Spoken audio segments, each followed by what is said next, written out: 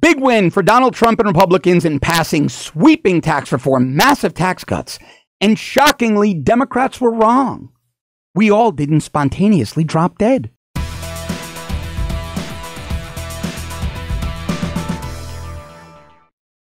Well, I'm still here. I'm still alive and kicking, and you apparently are as well.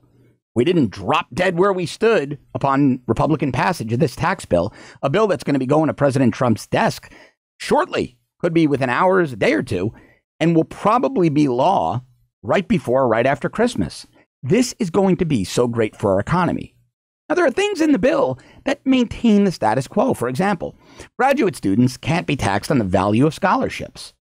The 50-year ban on churches engaging in political activities remains in place. That's unchanged. Teachers can still deduct school supplies. You can still deduct major medical procedures. You can still deduct student loan interest. Now, there have been relaxations on things like estate taxes, and I like that because the more wealthy among us are the stimulators of our economy. They're the job creators. But the most significant thing for me in this bill is reduction of the corporate tax rate by about 14%. It's coming down from 35% to what will ultimately be in the 21% neighborhood. That alone, if there was nothing else in this bill, if this bill had 3 sentences, and this bill consisted solely of reduction of the corporate tax rate from 35 to 21%, that alone would be life-changing for Americans. On every $1 million a company earns, they get to keep $140,000. On every $1 billion they earn, they get to keep $140 million. And that's what this is. Now, the left's talking points are, this is a corporate government theft. This is corporate welfare. Government theft and corporate welfare. You're stealing from the poor to give to the rich. The government is giving gifts to the wealthy. No, nobody's getting anything. Nobody's being given anything. Americans and American corporations are being able to keep, and American businesses, no matter what their structure is, are able to keep more of their own money. Their own money. Now, sorry, but people who live in trailer parks and housing projects subsidized by public assistance should not be the priority when crafting tax and economic policies. They just shouldn't. It should be the 1% and the 1% of the 1%, because like I said, they're the job creators, the engines of our economy, the economic stimulators. Now, what are Democrats and never-Trumpers really voting against here? What are they really voting against? Let's break it down, and I'll tell you some other things I like and dislike about the bill. They're voting against, in very simple terms, Americans keeping more of their own money. They're voting against the Dow soaring to or past 30,000, putting a lot of money into Americans' retirement plans and college funds for their kids. They're voting against the significant infusion we're going to see of venture capital and private equity dollars into the market. Without that VC and private equity money, you'd never know what Google, Twitter, Facebook, Amazon, Yahoo, eBay, et cetera, is. Those companies would never have come into existence without venture capital and private equity dollars. And the hundreds of thousands of people they employ around the world would be jobless or working at Starbucks or stocking shelves at a supermarket. They wouldn't be making 6 figures at 26 years old. But most significantly, and this number is going to blow you away, this tax bill, when passed into law, will repatriate $4 trillion to individuals and businesses in the United States of America. $4 trillion coming out of the hands of government back into the hands of the people and the businesses. Do you know what that does to our economy? Companies grow, they engage in research and development, they put new products out there.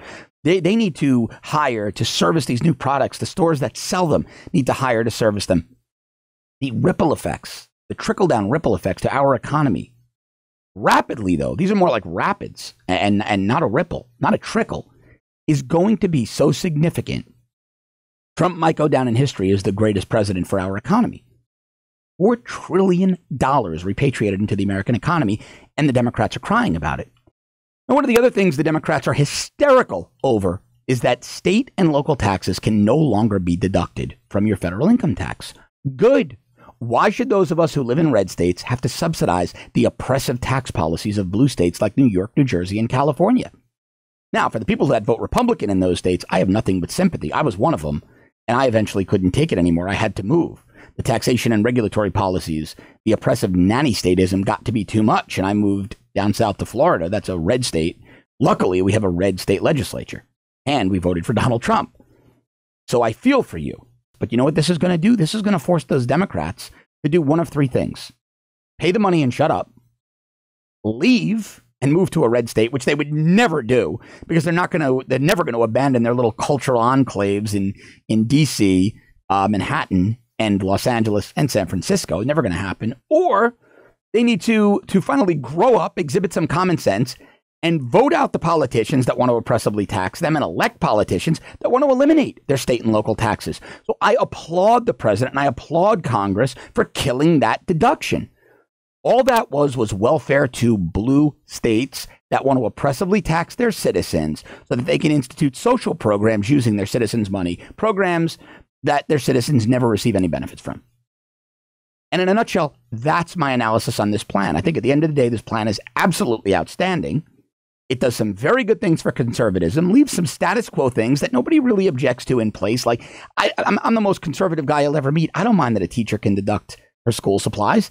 That's a work expense. It's no different than me taking someone out to dinner and expensing it to my production company. We're talking about the show or business, or no different than an executive at the Rebel taking me to dinner and deducting that because we're talking about production, the show, and it's a working business dinner. That's okay. No one cares about any of that. The liberals are making it seem like conservatives don't want teachers to deduct their school supplies from their taxes. We couldn't care less. More power to them. God bless them. Deduct all the pens and rulers you want. No one cares. But like I said, the major piece of this bill, for me anyway, is that corporate tax reduction. We're going to see the Dow hit 30,000. And remember something. Economic security is national security.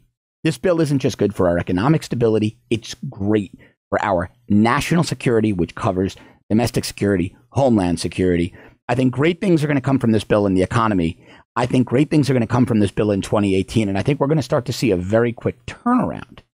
And Donald Trump told us during the campaign, 3% growth is easy. 4% growth is easy. Well, we've smashed 3% in the last few quarters, and we're at 4%. Now, I was at an event with Donald Trump Jr. last night. And he made a good point. He said he's not going to say it's 4% because if it's 3.9999999, someone in the media is going to call him a liar. Well, I'm going to say the same thing. I'm not going to say it's, but it's really close, within a fraction of a fraction of a fraction to 4% growth. Something that Obama told us could never be done. We were insane. It could never be done. Tax reform could never be done, never be done, never be done. Well, the Democrats are a party of never.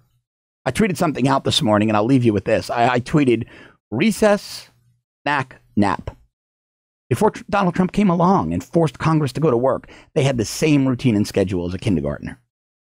They've had to go to work. And when they finally went to work, I think they've turned out something that is outstanding for our economy in this tax bill. I want to keep bringing you this content, so please subscribe to our premium service at www.therebel.media/shows. If you're already a subscriber, thanks very, very much. I'll be back with you tomorrow. Thanks for watching.